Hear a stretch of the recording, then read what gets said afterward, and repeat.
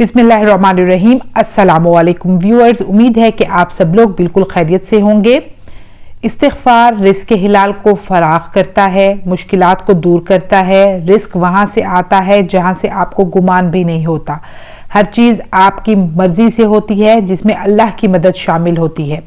दुआओं की कबूलियत का बेहतरीन वसीला है।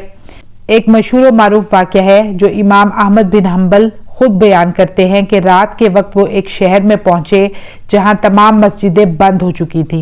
कोई ठिकाना ना था क्योंकि आप मुसाफिर थे। एक नान भाई वहां से गुजरा और आपको मुसाफिर समझकर अपने घर ले गया।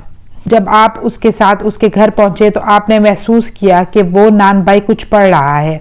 तो आपने यानी इमाम अहमद बिन हम्बल ने पूछा कि क्या पढ़ रहे हो? तो नान भाई ने जवाब दिया कि मैं इस्तिग़फ़ार पढ़ता हूँ। तो आपने पूछा कि इस्तिग़फ़ार से तुम्हें क्या फ़ायदा मिला? तो नान भाई ने जवाब दिया कि मेरी हर दुआ कबूल हुई, मेरी हर मुश्किल दूर हुई। हाँ, एक दुआ है जो अभी तक कबूल नहीं हुई। तो आपने पूछा कि वो क्या दुआ है? तो उसने कहा कि मेरी एक ख्वाहिश है जो इस वक्त हदीस का सबसे बड़ा आलिम है यानी इमाम अहमद बिन हम्बल से अल्लाह पाक मेरी मुलाकात करवा दे।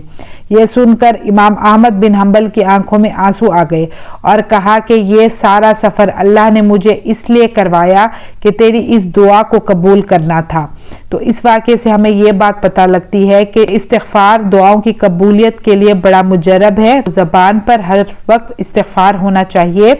नबी करीम सल्लल्लाहु अलैहि वसल्लम एक नशिस्त में 70 बार या 100 बार इस्तिग़फ़ार पढ़ा करते थे। तो आप लोग भी इस्तिग़फ़ार को अपनाइए।